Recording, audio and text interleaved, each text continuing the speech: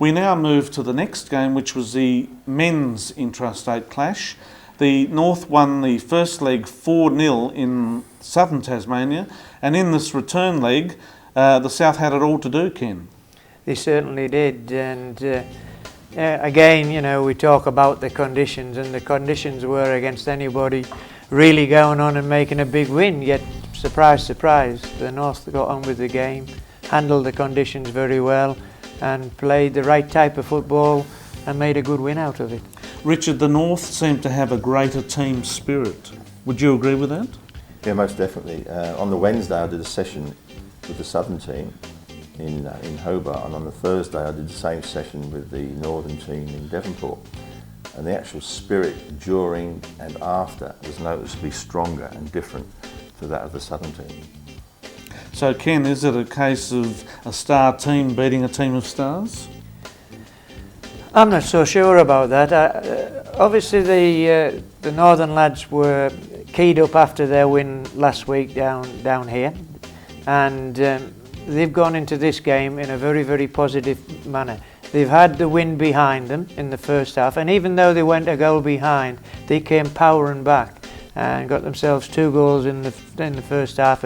A stunning strike from McKenna, and then they were always dangerous at corners and set plays, and they were quick to read the second ball, the bounces, the knockdowns, and as you will see, that 3 of the goals came from this type of situation. McKenna just heads his second goal there to put them 2-1 ahead.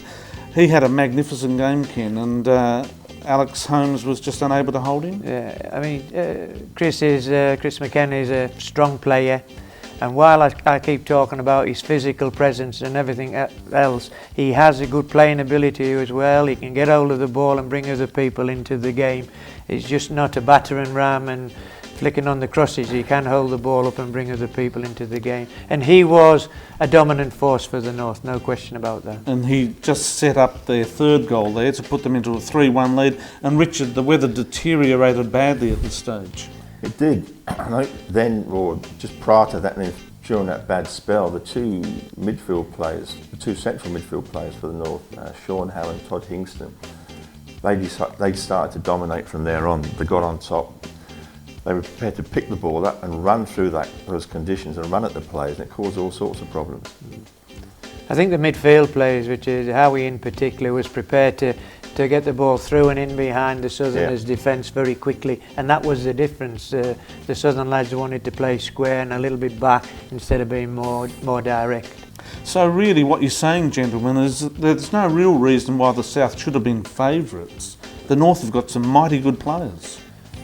Yeah, I think the Northern lads have showed that they don't just have that physical presence. They do pass the ball around, and they pass it around well.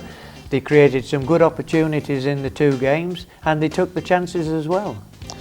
Richard, you're going to select the state side to play Heidelberg.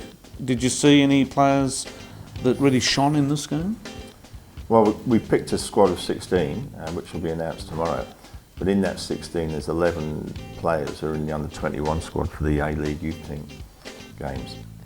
So it's a good representation of the youth players, which is important because they need that hard game against Heidelberg for preparation. Okay, we can see there the conditions really detrimental to good football played on the ground with heavy water all over the pitch. Okay, so what does this mean then, Ken? The North won 8-1 on aggregate. This is most unusual, isn't it, for one regional side to win by such a huge margin?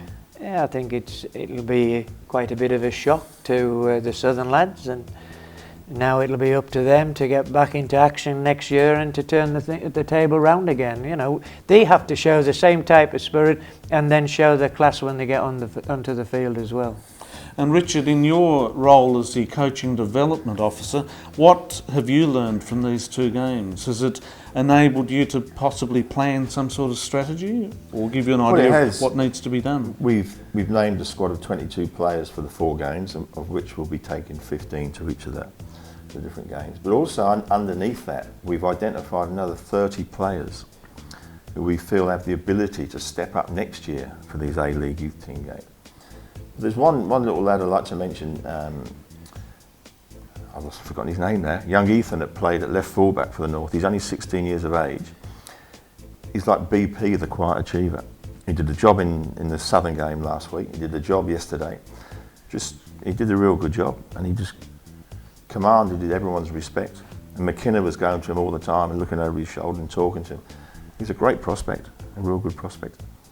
Ken, do you think the absence of the 4 Tilford Zebras players had any impact on that result? I don't think it had any great impact in this particular game because of the conditions. Well, I do feel Aaron Brazendale would have made a difference with his speed, his acceleration to get past people, and in wide areas is very, very strong at taking people on and putting the crosses in. And I think they missed that, the Southern lads on the day.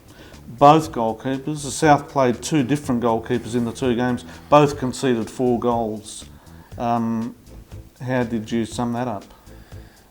4 goals against for a goalkeeper is not the best, but to be fair to Ben Peters, I thought he did a lot of the things he had to do. He did very well. I mean, he came for the crosses and got a fist on 1 or 2. He wasn't in a good enough position to take them cleanly, and again we suffered by defenders and people around not anticipating the knockdown. The Northern lads did that. They anticipated and put the ball in the back of the net. Be it a toe poke, Walter, from 15-16 yards. It's going in the right direction, the read and the bounce. Okay, well, that winds up our show, the last one for the 2008 season. Thank you, Ken, for co-hosting, and Richard, thank you for being our guest tonight. Thank you. And I'd like to pay a special thanks to Ross and the team in Melbourne. Thank you, Ross, for your assistance and for being such a wonderful general host of the whole program. It's a credit to you and the team, and it is something that Australian soccer has really relished, this coverage of a number of states' Premier League competitions throughout Australia. So thanks, Ross. Everyone in Tasmania is extremely grateful to you and the team. We finish now with some more goals from the Northern competition over the 2008 season.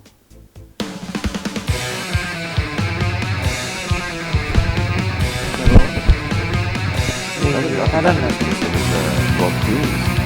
Remember that Conrad Hughes? Yeah. It is that Rob.